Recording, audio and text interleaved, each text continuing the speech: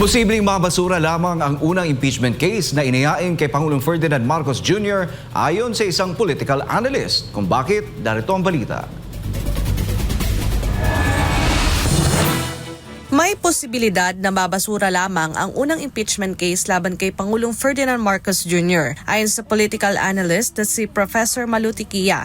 Sa panayam ng SMNI News, sinabi niya na bagamat lehitimo daw ang mga issue na binanggit sa reklamo ay hindi umano sapat ang mga ebidensya upang suportahan ang mga paratang laban sa Pangulo. The paper trail is so huge that to file a 15-pager impeachment case does not do justice to the 5 issues that has been identified. Kabilang sa mga grounds of impeachment laban sa Pangulo ang umano'y kidnapping at surrender kay dating Pangulong Rodrigo Duterte sa International Criminal Court, alegasyon ng substance use o paggamit umano ng cocaine, issue ng korupsyon at unprogrammed items sa 2023 hanggang 2025 national budget, pati rin ang umano'y kickback mula sa budget insertions at ghost flood control projects, gayon din ang pagbuo ng ICI upang pagtakpan ang mga kaalyado sa korupsyon.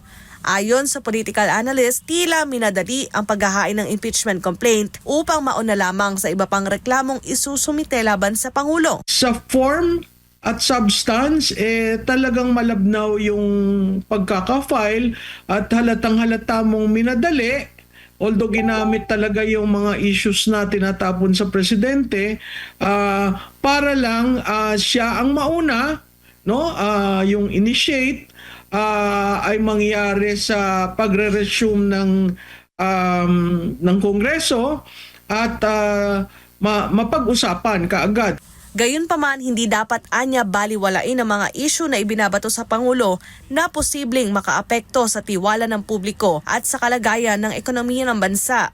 Samantala sa issue kung tanim lamang ang impeachment complaint, hinamon ni Professor Tikia ang palasyo na patunayan na hindi ito peking impeachment at huwag na umanong idawit ang mga Duterte sa issue. Whether tinanim yung evidence or not, kailangan sagutin ng Pangulo at whether itong final at endorse ng isang party list representative, kailangang i-prove nila that this is not a sham impeachment. Bakit hindi kayo tumayo sa sarili niyong paa para depensahan itong mga issues nila na binabato sa kanila? Una namang sinabi ni Davao City 1st District Representative Paulo Duterte na posibleng hakbang lamang umano ang paghahain ng kaso upang pagtakpan o unahan ang iba pang impeachment complaints na ihahain sa Kamara.